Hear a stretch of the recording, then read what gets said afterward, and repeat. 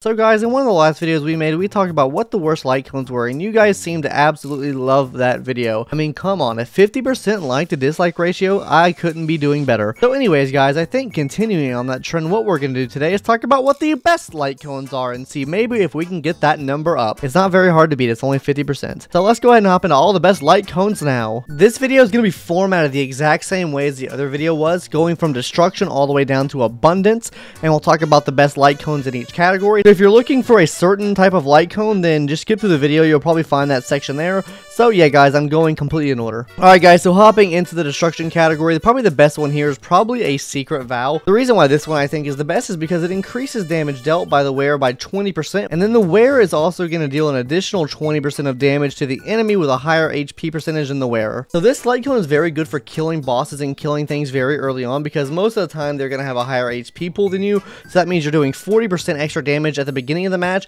and then it kind of falls off the end because you're only doing 20% damage increase, but overall 20% damage increase is still really good. And at S5 is doing 40% and an extra 40% at the beginning, so that's 80% extra damage increase, which is really huge, and that's why I think this is the best. Hopping into the second best now is Wolf Walk Time. This is going to be increasing the wearer's attack by 10%, and then also increases their damage to enemies afflicted with burn or bleed by 16%.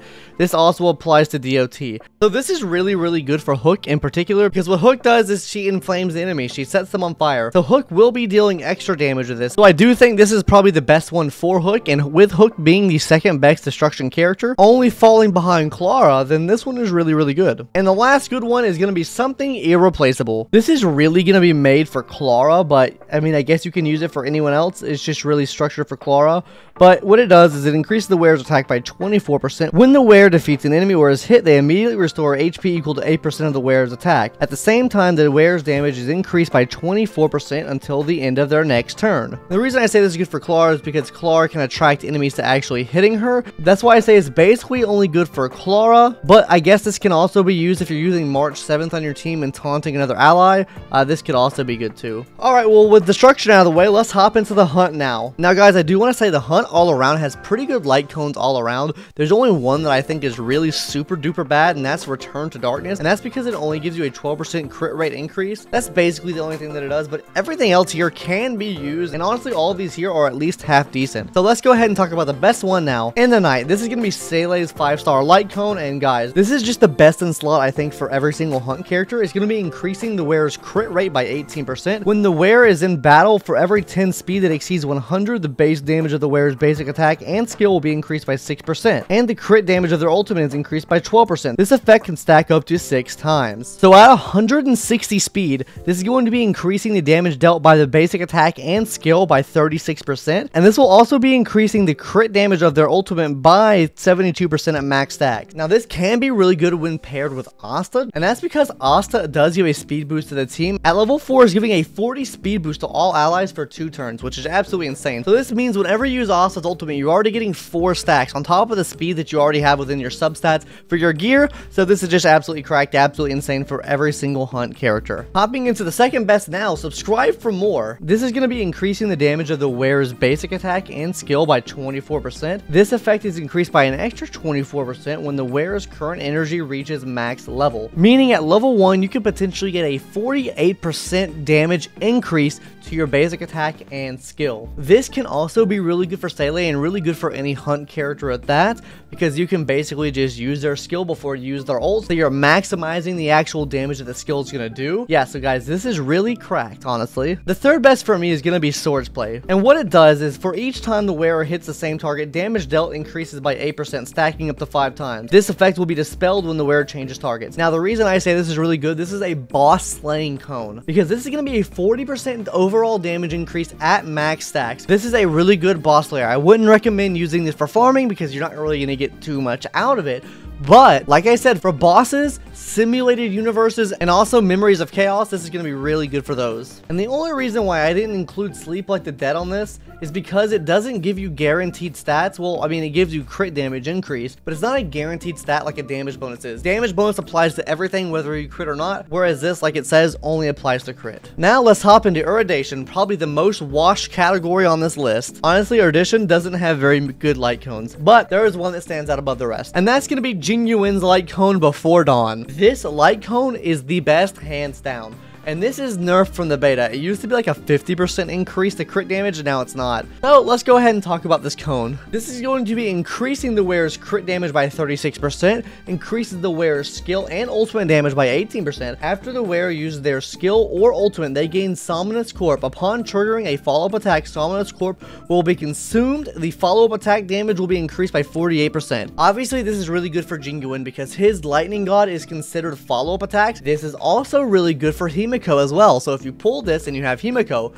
and you don't pull Jingyuin, you could definitely run this on Himiko because she takes use of every single one of these buffs.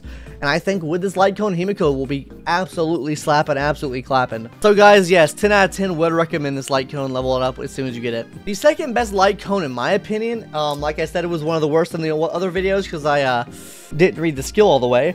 Today is another peaceful day. After entering battle, increases the wearer's damage based on their max energy. Damage increased 0.20% per point of energy up to 160 energy. And the reason why I say this is one of the best ones is because it gives you a permanent damage increase based off the max energy that your character has. This means it stays the whole match. There's no prerequisites you have to meet to actually get to this point, and it's just pretty good. So if we take Serval, for example, that has a 100 energy for her ultimate, she's going to be getting a 20% damage increase for the whole match. And this is on the low side. Jingyuan's energy, I think, is 130, so obviously he'll get more damage increase out of his than she will, but like I said, this is still a really good light cone to use. To be honest with you guys, I'm only putting those two in the addition category. I mean, the seriousness of breakfast can be used as a free card that you get, and it's honestly pretty decent, but I wouldn't call it one of the best. It's a 12% increase of damage, which is a really good stat to increase, but then the attack is just kind of diminishing when you get higher up. So yeah, I mean, it's good. Level up if you have it, but that would be the third best one if I were to put this on the list, but I'm not gonna do that. But guys, wait, before we talk about the Harmony category, Sele would love if you hit that subscribe button, and maybe this cute doggo would too. Anyways guys, let's go ahead and talk about the best Harmony light cones now. I think this can go without saying, but the battle isn't over.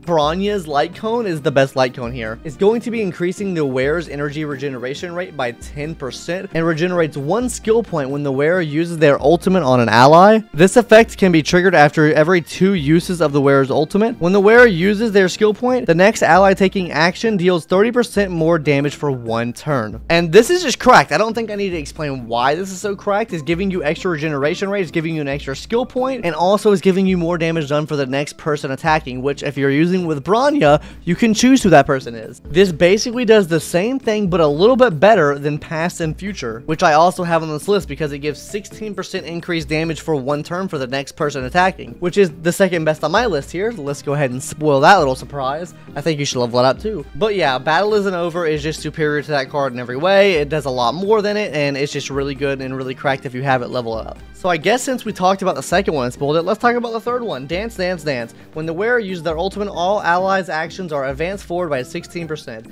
Now, the reason why this is so good is because it's actually advancing forward your allies' attacks, which means you're breaking the skill chain, which means you're giving them attacks more frequently, which is just really good overall to have just because you're attacking more. Come on, guys, you're attacking more. A-okay by me. But with Harmony out of the way, let's go ahead and talk about Anhility. I don't know how to say that. Maybe I'm saying it wrong. But the best for Anhility is In the Name of the World. This is going to be increasing the wearer's damage to debuffed enemies by 24%. When the wearer uses their skill, the effect hit rate of the attack is increased by 18%, and attack is increased by 24%.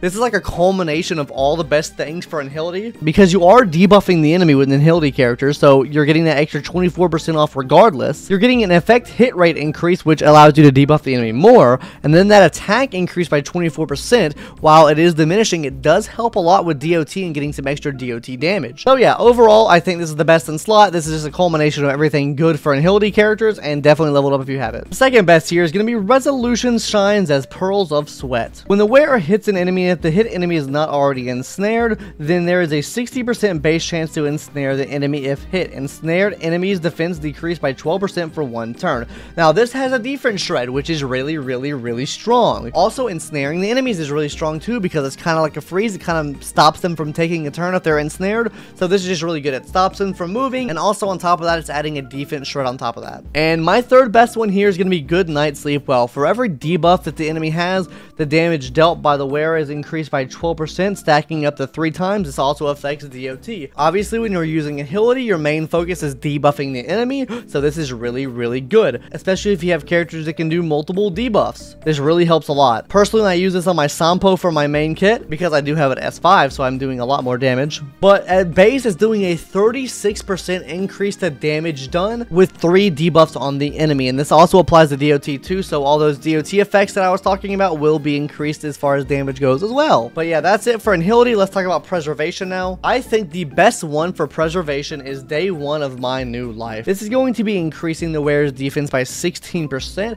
After entering battle, increase the damage resistance of all allies by 8%. Yeah, this is just really good. I don't think I need to explain why. It increases the defense of the person wearing it, so that means bigger shield for whoever's wearing it, and it also gives damage resistance for the whole team. I cannot say this enough. Damage resistance is better than defense as far as like defending against attacks goes, because it resists that percentage of damage and it goes to the whole team. This is a team-wide buff basically, and this is why I think this is the best one. The second best one of my choice is probably going to be Landau's choice. The wearer is more likely to be attacked, but damage taken is reduced by 16%. That means you're aggroing all the enemies towards you. On top of this, you're reducing that damage taken by 16%. This means you're drawing aggro away from the rest of your team and you're letting your tank be more of a tank. And I guess we should talk about this one, the texture of memories. I don't think this is good at all, by the way. I think this is just kind of pointless to use. I think the only use case here would be for Fire MC, if that. This is really just making your tank tankier without doing anything else for the team, really, because it is increasing the effect resistance by 8%. It's giving them more shield, and it's also reducing the amount of damage they receive. It's not like drawing enemies away from anyone else. It's not giving any team-wide buff, and it's also not giving them any defense, meaning your shields are not going to be bigger for the rest of the team. That's why I just can't recommend using this. But talking about the third best one now, we are Wildfire. This is a completely free to get light cone, and what it does is at the start of battle, the damage dealt to all allies decreased by 8% for 5 turns. At the same time, immediately restores HP to all allies equal to 30% of their respective HP, difference between the character's max HP and current HP. So this means at the end of 5 turns, you'll be restoring 30% of your max HP to all your allies, and then for the first 5 turns, you'll be reducing damage dealt for the whole team by 8%. Like I said, reducing damage dealt to allies is super good, and this is why I have this here. Now, I do want to make one special mention here for the moment of victory. This is really only good for Gforce, and honestly, it's really amazing on Gforce, but for everyone else, it's just kind of okay. It does increase the wearer's defense by 24% and affect hit rate by 24%, so that means more shield and more freezes for Jeppy. It also increases the chance for the wearer to be attacked, which is really good. It also has a chance for the wearer to be attacked, which is really good, because while this is not a taunt, it still has a chance to have the enemies aggro you. Now, your RNG could be really bad and they could hit someone else on the field, but I mean, that's still something good to have. And if the wearers attack, they increase their defense by an extra 24%. This means more shield if they get attacked. Really good for Gforce because his shield's already so huge. This is going to increase that shield even more. And finally, let's talk about the Abundance class and some mistakes I made with this one, because boy did I make a lot. The best one is going to be Time Waits for No One. Man, this is a long skill. Increases the wearer's max HP by 18% and outgoing healing by 12%. When the wearer heals allies, record the amount of outgoing healing. When an ally launches an attack, a random attacked enemy, it takes additional damage equal to 36% of recorded outgoing healing. Yeah, I don't think I need to explain why this is good. It increases the max HP, which means more healing regardless, and then it increases the outgoing healing, which is more healing on top of that healing. And then it also does damage to the enemies as well, which is really nice. It's some extra damage for the team. Let's hop into the second best one now, which is probably post-op conversation. Now, I did put this in the worst one in my my video, and honestly, it's a lot better than I thought it was, because it does increase energy regeneration by 8%, which means you get your ultimate up faster, which means you get your big team heal up a lot faster. It's also going to be increasing the outgoing healing with that ultimate by 12%. Well, I think this amount is actually kind of low. It still works out pretty good and helps the team out quite a bit. So yeah, mistakes were made here, and this should go here. This would probably be a replacement for that in that video, because I didn't read this skill right here when I originally did this. This increases the wearer's max HP by 16%, which is nice. And then when using basic attack or skill, restores allies HP by an amount equal to 2% of their respective max HP.